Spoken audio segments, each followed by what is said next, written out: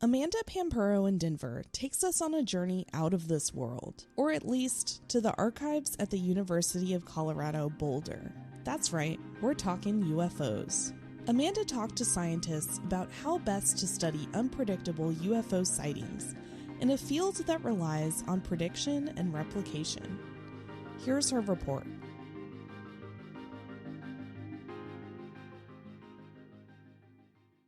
Sitting on the tree stump in my backyard, sometimes I'll see two lights in the sky. One usually veers north, the other south, but they're always heading east when I see them, toward me. I'm Amanda Pampuro, and I live in a Denver suburb, south of DIA and west of Buckley Air Base, so there's always an easy explanation. But admittedly, I don't know much about what planes can and can't do, so technically, these are unidentified flying objects, at least to me. But if you do ever see anything weird in the sky, you can always call the National UFO Reporting Center in Davenport, Washington. My name is Peter Davenport. I'm director of the National UFO Reporting Center based in Washington State, a position I've held for the last 27 years. Did you imagine you would end up running the center one day? I had no idea. It was like most great events in our culture, it was a function of a pure accident. In retrospect, I probably would have declined if I'd known at that time what it was going to do to my life. And for all intents and purposes, I think it is not hyperbole for me to say that I either work or am on call 2 shifts a day, 7 days a week, in order to run the hotline. Do you investigate any of these claims? We don't investigate. Ideally, I would like to have an organization that's an investigative body. But in order to investigate a UFO sighting, it takes copious quantities of resource, time, money, personnel, and so on. And we don't have any of that. What kind of report makes you excited, makes you want to have more information about it? Well, the Phoenix Lights always comes to mind. This Wednesday marks the 22nd anniversary of the lights that were described as everything from extraterrestrial visitors to flare and secret government aircraft, even a hoax. Sighting, again, was very dramatic. The witnesses saw either 5 or 6 wedge-shaped or chevron-shaped craft. In addition to those 5 or 6 chevrons, we don't know exactly the exact number of objects seen. In addition, there was a disc estimated to have been 1 mile in diameter. What do you think it was doing there? I have no idea. I haven't talked to the crew. Authorities have said the lights were flares used by the Air National Guard, but many still believe this was a signal from another life form. I saw these things up close and personal. They were not flares. Did the newspapers intentionally cover it up? Obviously they did, because I was on the line to the Arizona Republic. I couldn't get any traction at all. They weren't interested in the story. Do you feel like you know more now about UFOs or see any patterns now that you did not know before you came into the role of director? To a slight degree, but I still, despite the last 27 years of research and data collection, don't know what I'm dealing with or what the future of this field might be. I've accumulated a lot of data, that's for sure, and I've pretty well convinced myself that the UFO phenomenon is what it appears to be, namely alien foreign craft visiting our planet and interacting with humans. But beyond that, I don't know why they're here or what their objective might be or what the future of this planet might be. All of that is still unanswered, in my opinion. I'd like to communicate to our listening audience that if they've ever had a UFO sighting at any point in their life and they haven't reported it in written form, we have an online report form that they can fill out that will capture that information, preserve it, and make it available to other people. People are always contacting me wanting to know whether their sighting of 40 or 50 years ago is of any interest to us. Of course it is.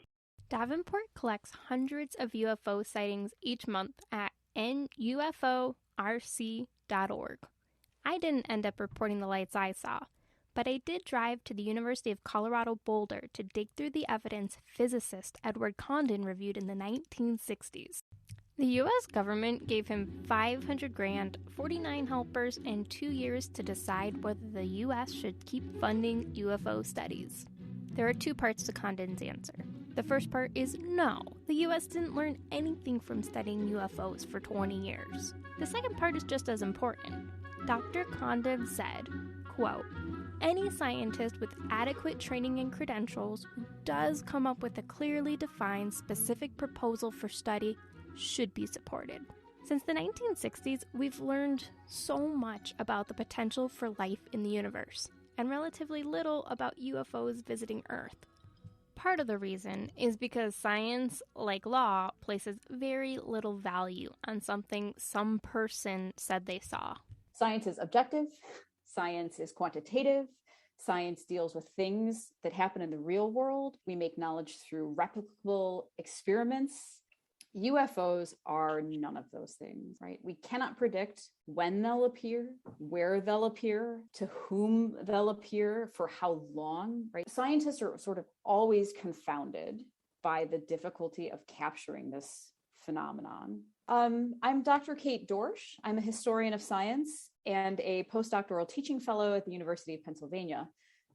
I work on history of UFOs.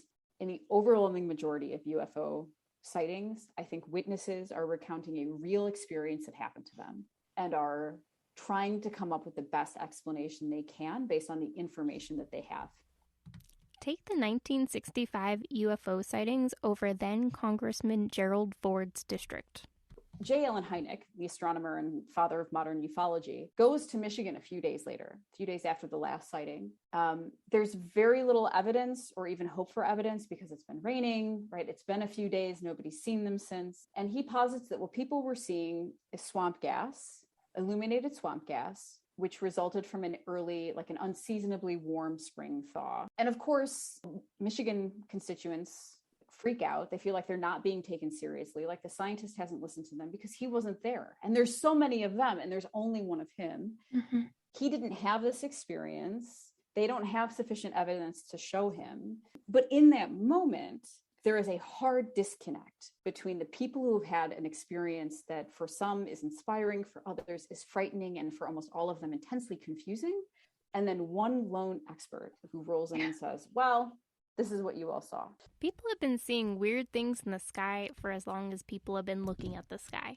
But Dorsch said the way we talk about UFOs is something that comes right out of the Cold War, surrounded by socio-political fears of new technology and nuclear winter. And why do we expect the government to do something about this? I think that it is in part because the government told us that they would do something about this in the late 1940s. The United States Air Force aggressively framed UFO sightings in 47, 48, 49 as a national security issue. The assumption was that they were terrestrial and that they were most likely either coming from the Soviet Union or from the United States Navy. To this day, people around the country await the truth from the U.S. government. In 2009, Freedom Watch founder Larry Clayman sued the Department of Defense for agency records on extraterrestrial visits, UFO encounters, and Area 51. He filed a second lawsuit in 2019 after he was given a stack of Russian papers. I think it was 8 years later, I got a letter in the mail. Frankly, I forgot I even had filed it at the time. And it basically said, sorry, it took us this long. And they enclosed about, I would say, 3 to 4 inches of documents, most of which were in Russian. And the fact that the government only coughed up about 3 to 4 inches of documents, shows you that it's hiding something. Another hypothesis is that, they're concerned about human behavior. I mean, that's why they tend to be seen in and around nuclear sites and military bases. They're perhaps concerned that we're going to screw up the universe as much as we've screwed up Earth. I mean, I'm just hypothesizing. I obviously don't. But I do believe they've been here from everything I've read and people I've talked to. I do believe they're here now. If you had a message for extraterrestrials, what would you tell them? That hopefully we could work together to make the universe a better place. And I would welcome them. I hope they're here. I hope they are. Why not? Maybe they'll save us from ourselves. Some continue to wait for answers from the government. Others have devoted their lives to the search for extraterrestrial intelligence. you can say, oh, well, the government's covering up. But if the government is covering up, so is every other government, because we're not the only ones that have satellites. It seems a little odd to me that, gosh, everybody's covering up. Why? My name is Seth Seth, and I'm the senior astronomer at the SETI Institute in Mountain View, California. And indeed, we're trying to find evidence that ET is actually out there. We haven't found them so far, but I'm reasonably confident that will change within 10 or 20 years. Why is that? The equipment is getting better. When you look for ET, the way we do it, which is try and pick up signals, radio signals, or flashing lasers or something like that, the equipment that you use depends very heavily on computers. And because computers keep getting faster all the time, our experiment gets faster all the time. So in a universe where the number of stars is about equivalent to all the dry sand on, the grains of dry sand on all the beaches of Earth, I mean, that's a big number. As I say, at least 10% of them will have a planet like the Earth, maybe 5%. Those are still all very big numbers. Even if it's only 1%, even if it's 1 in a million, it's still a huge number. So that's why we think, well, we're probably not alone to them. But if they're more than, say, 75 light years away, which is a lot, I mean, a light year is like 5 or 6 trillion miles, but they don't know about us. Because if they're more than that, right, our television, FM radio, radars, all these signal generators on Earth haven't reached them yet because those signals only go at the speed of light. Against the odds, Dr. Shostak is still looking, as is Peter Davenport, Larry Clayman, and Kate Dorsch. I believe that there is life in the universe somewhere.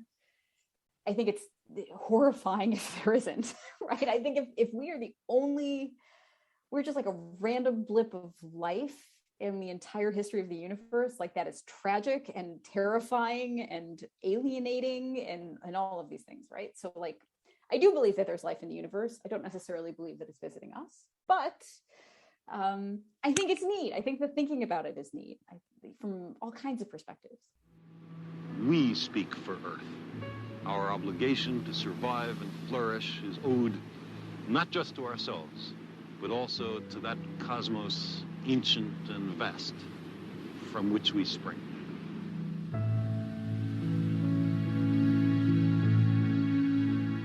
I'll be honest, I thought we would spend 2021 rebuilding the systems broken by 2020.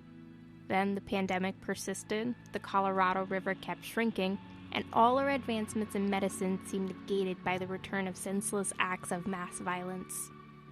But as I sit in my backyard on nights like this and pick out the stars from the planes, from the I don't know whats, the weight of it all starts to lift. Because if the universe is unfathomably huge and we're unfathomably small, so are our problems.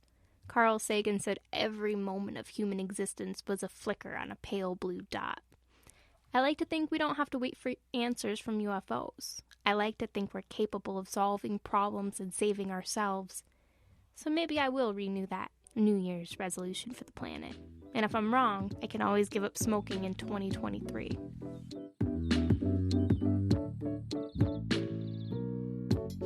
Thanks to Amanda for that far-out report.